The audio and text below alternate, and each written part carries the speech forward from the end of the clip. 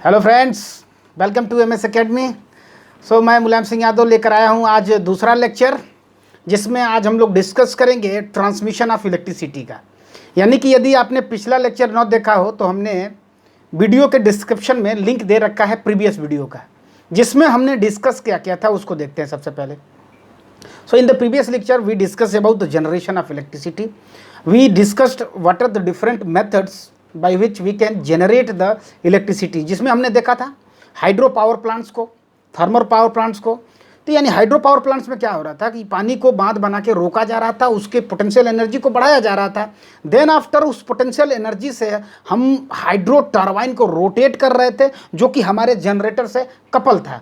और जनरेटर जब रोटेट करता था, उसका रोटर जब रोटेट करता था, तो हमें एक्सटर्नल फील्ड से हमने उसमें एक्साइटेशन दे ही रखा था। तो वहाँ पे इलेक्ट्रिसिटी जो है कि वहाँ पे ईएमएफ डेवलप होता था, और उस ईएमएफ को हम आउटपुट पे ले लेते थे। तो इस प्रकार से हम इलेक्ट्रिसिटी जनरेट करते थे। इसी प्रकार से सेम फिनोमिना होती थी स्टीम पावर प्लांट में। स्टीम पावर प्लांट को ही हम थर्मल पावर प्लांट कहते हैं। यानी कि हम स्टीम की वजह से क्या करते थे, टरबाइन को, स्टीम टरबाइन को रोटेट करते थे, जिसका शाफ्ट हमारे जनरेटर से कपल होता था। बाकी प्रोसेस सेम है। ठीक इसी प्रकार से न्यूक्लियर पावर प्लांट में क्या होता है, वही फिनोमिना। न्यूक्लियर एनर्जी से हम क्या करते हैं, हीट, पानी को, वाटर को क्या करते हैं, हीट करते हैं, स्टीम बनाते हैं, उस स्टीम से हम टरबाइन को रोटेट कराते हैं। सारी फिनोमिना सेम है। ठीक है, generation of electricity was done in the previous video. आज हम लोग डिस्कस करने वाले हैं दूसरे स्टेज के बारे में, जो कि ट्रांसमिशन है। यानी बिजली पैदा हो गई, तो बिजली जहाँ पैदा हो गई वहीं तो सारी यूज़ नहीं हो जाएगी। We have to transmit the electricity produce at the generating station to the different section, अलग अलग लोकेशंस पे। सपोज करिए कि इलेक्ट्रिसिटी झारखंड में पैदा हो रही है, सपोज करिए इलेक्ट्रिसिटी झारखंड में पैदा हो रही है, और इसका यूज़ हमें करना है झारखंड से, हमें मान लीजिए कि जो है कि पटना में यूज़ करना है, या उत्तर प्रदेश में यूज़ करना है, बिहार में, गुजरात में, अन्य दूर दूर जगहों पे हमें उस इलेक्ट्रिसिटी का यूज़ करना है। तो उस इलेक्ट्रिसिटी को हमें पहुंचाना पड़ेगा जनरेटिंग स्टेशन झारखंड से लेकर जहां भी यूज़ करना हो, सपोज करिए पटना, तो हमें वहां पहुंचाना पड़ेगा। तो जो पहुंचाने की फिनोमिना है, दैट इज कॉल्ड ट्रांसमिशन। यानी transmission is the phenomena of electricity in which the power from one part is sent to the different part. ठीक है, एक जगह से जो है दूसरे जगह पे हम पावर को ट्रांसमिट करते हैं।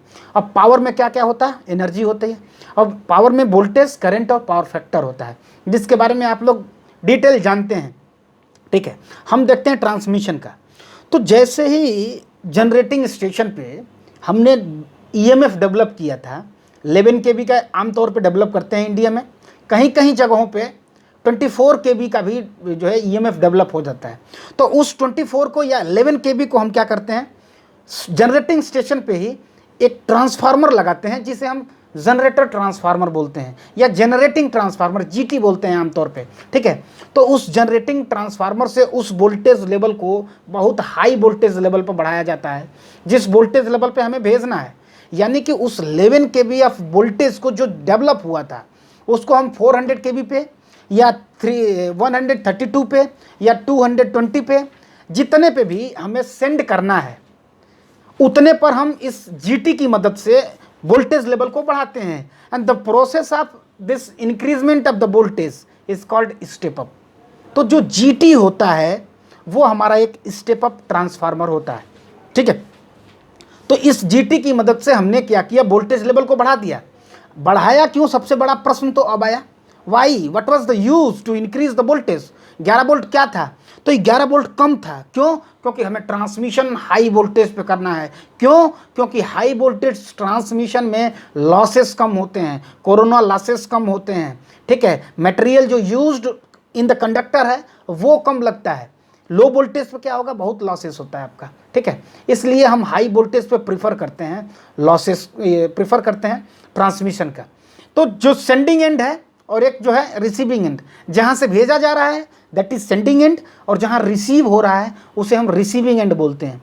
तो from sending end to receiving end हमको कोई मोड चाहिए, मीडियम चाहिए, जिससे इलेक्ट्रिसिटी हमारी भेजी जा सके, पावर भेजा जा सके। तो हम लोग यूज़ करते हैं ट्रांसमिशन लाइन। क्या यूज़ करते हैं, ट्रांसमिशन लाइन।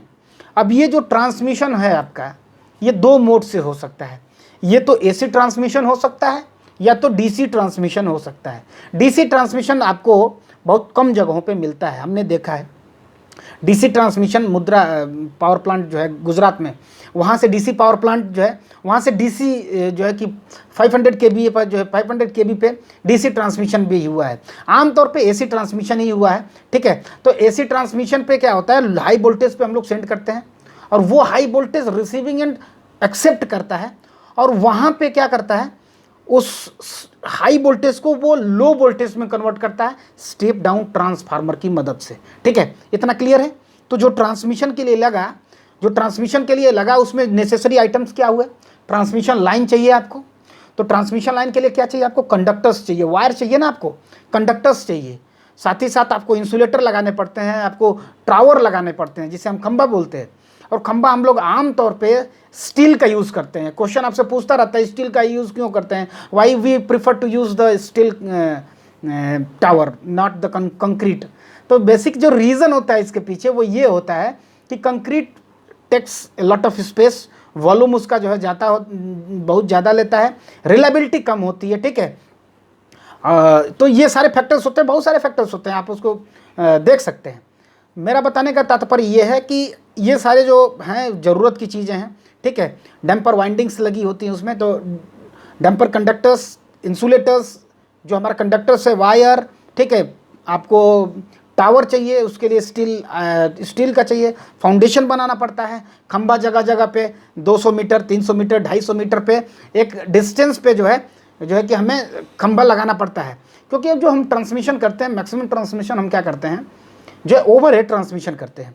जो ट्रांसमिशन हम केबल की मदद से नीचे से ले जाते हैं, आमतौर पे जो है कि बिलो 33 केबी, 11 केबी पे ही मैक्सिमम 11 केबी पे हम लोग क्या करते हैं कि अंडरग्राउंड ट्रांसमिशन भी कर सकते हैं with the help of cable, ठीक है।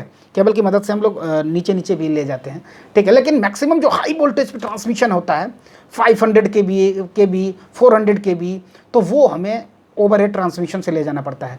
ओवरहेड ट्रांसमिशन मतलब वोल्टेज हाई है, और वोल्टेज लेवल पर ही यह बात डिपेंड करता है कि ग्राउंड क्लियरेंस कितना चाहिए, यानी कि मतलब ग्राउंड से कितने ऊपर तक जो है हमको ले जाना है, कितना ऊपर तक हमें कंडक्टर ले जाना है। अगर आपने ट्रांसमिशन देखा हो तो जिस ट्रांसमिशन लाइन का वोल्टेज लेवल जितना ही ज़्यादा होता है, सरफेस से वो उतना ही ऊपर होता है। यानी दो ट्रांसमिशन लाइन अगर आपको दिखाई दे, एक की ऊंचाई ज़्यादा हो, दूसरे की कम हो, तो समझिए जो ऊपर है उसका वोल्टेज लेवल ज़्यादा है, ठीक है, आमतौर पे, ठीक है। और ये कई सारे फैक्टर्स पे डिपेंड करता है। ये डिपेंड करता है वो किस एरिया से पास हो रहा है, क्या वो हिली एरिया है, क्या वो ओवर डेंस पॉपुलेटेड एरिया है। ये सारे पॉइंट्स हैं जो डिस्कस, यदि रोड से पास हो रहा है, यदि कोई हाईवे है, हाईवे से पास हो रहा हो, तो जो दो खंभों के बीच की दूरी होनी चाहिए, जिसे हम स्पैन बोलते हैं, स्पैन की दूरी, स्पैन कम होता है, ठीक है। आमतौर पे जो है कि खुले मैदान में जा रहा हो तो स्पैन ज़्यादा भी हो जाता है, कोई दिक्कत नहीं है, ठीक है। डेंस पॉपुलेशन से जा रहा हो, किसी गांव के ऊपर से जा रहा हो, तो वहाँ पे स्पैन कम रखते हैं ताकि जो कंडक्टर्स हैं ऊपर हो सकें, तो वहाँ ग्राउंड क्लियरेंस हमको ज़्यादा चाहिए। हाईवे पास हो रहे हैं तो हमें ग्राउंड क्लियरेंस ज़्यादा चाहिए, ठीक है। एक बात। दूसरी बात, अब हमें ये बताना है कि जो आपने जो खंबा अगर देखा हो 66 केबी का या 132 केबी का, 220 केबी का, 400 केबी का, अगर आपने देखा हो तो हम क्या करते हैं, एक तरफ से 3 लाइन और एक तरफ से 3 लाइन ले जाते हैं, बीच में से एक ऊपर लाइन ले जाते हैं आमतौर पे, या ऊपर से 2 लाइन, ठीक। वो कम्युनिकेशन वायर है और ये जो है कंडक्टर्स वायर है। तो एक तरफ जो होता है आपको RYB, दूसरे तरफ भी RYB। अगर केवल खंबे की एक तरफ गया हो, केवल 3 तार गए हों, तो समझिए वो सिंगल सर्किट है। अगर 2 पेयर में, एक तरफ इधर भी एक तरफ इधर भी, तो उसको बोलते हैं हम लोग डबल सर्किट। सिंगल सर्किट और डबल सर्किट, उम्मीद है आप समझ गए हो। सिंगल सर्किट माने केवल एक RYB। यदि कोई फॉल्ट हो जाता है सिंगल सर्किट में तो समझिए इंटरप्ट हो जाएगी लाइन। लेकिन डबल सर्किट का फ़ायदा यही होता है कि अगर कहीं इंटरप्शन होता है तो दूसरे सर्किट से हम लोग लाइन को कंटिन्यू रख सकते हैं। इसलिए हम लोग प्रीफर करते हैं डबल सर्किट को ले जाना, ठीक है। और डिपेंड करता है कि कितना पावर चाहिए हमको, ठीक है, क्योंकि अमाउंट ऑफ करंट डिपेंड करता है कि आपकी जो है कंडक्टर की जो है क्रॉस सेक्शन एरिया कितना है, रेजिस्टेंस कितना है, कहाँ से कहाँ तक पहुँचाना है, ठीक है।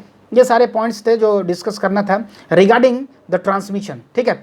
ये सारे, इसके बाद हम लोग जो देख सकते हैं कि जब ट्रांसमिशन हमारा हो गया, एक स्थान से दूसरे स्थान पे जब हमारा ट्रांसमिशन हो गया, पहुंच गया, अब वहाँ पे जो है कि स्टेप डाउन करते हैं, वहाँ पे हम लोग लगाते हैं एक ट्रांसफार्मर जो कि स्टेप डाउन होता है, 500 केवी पर जो हम लोग ट्रांसमिशन कर रहे थे, अब वो 500 केवी को लो करेगा, यानी 500 केवी से 220 कर सकता है, या मतलब कि एज पर रिक्वायर्ड 132 कर सकता है। अब यहाँ से वो सब स्टेशन को भेजेगा, ठीक है, ये यहाँ से फर्दर सब स्टेशन के लिए डिस्ट्रीब्यूशन को वो भेज सकता है, ठीक है, भेज सकता है। तो जो डिस्ट्रीब्यूशन वाला पार्ट है उसको हम नेक्स्ट वीडियो में डिस्कस करेंगे। आज की वीडियो ट्रांसमिशन से रिलेटेड थी। ट्रांसमिशन लॉसेस को हम लोग रिड्यूस करने के लिए कैसे हम लोग वोल्टेज लेवल को हाई रखते हैं, इस बात पे डिस्कस किया था। टाइप ऑफ कंडक्टर हम आमतौर पे आप देख सकते हो टाइप ऑफ कंडक्टर कौन कौन सा यूज़ करते हैं। बहुत सारे जो है पैंथर यूज़ करते हैं, डॉग होता है, पेंसर है, रैट है, डिपेंडिंग अपॉन कि हमको कितने वोल्टेज पे ट्रांसमिट करना है और कितना करंट ले जाना है, यानी depending upon the power that we have to send from the sending end to the receiving end, हमें डिफरेंट टाइप ऑफ जो है कंडक्टर्स का यूज़ करते हैं, ठीक है। तो होप ट्रांसमिशन का ये सेक्शन मैं यहाँ पे कंक्लूड करूँ और आपको ये वीडियो पसंद आई होगी। लाइक करिए, शेयर करिए तथा सब्सक्राइब जरूर करिए यदि आप तक अभी आपने मेरे चैनल को सब्सक्राइब नहीं किया है, ठीक है। तो उम्मीद है मिलेंगे आपसे फिर नेक्स्ट वीक में। वहाँ हम लोग देखेंगे कि डिस्ट्रीब्यूशन ऑफ जो है कि पावर कैसे होता है, वहाँ हम लोग देखेंगे स्टेप डाउन घरों घरों में किस तरह से लाइन जाती है, कौन सा कनेक्शंस होता है, और साथ ही साथ हम लोग ये भी डिस्कस करेंगे फीडर्स क्या है, मेन सब स्टेशंस का भूमिका क्या होती है, रिले वगैरह हम लोग सब डिस्कस करेंगे, क्योंकि प्रोडक्शन की जो ज़रूरत होती है we will cover up in the next video. So बने रहिए आप MS अकेडमी के साथ। Thank you.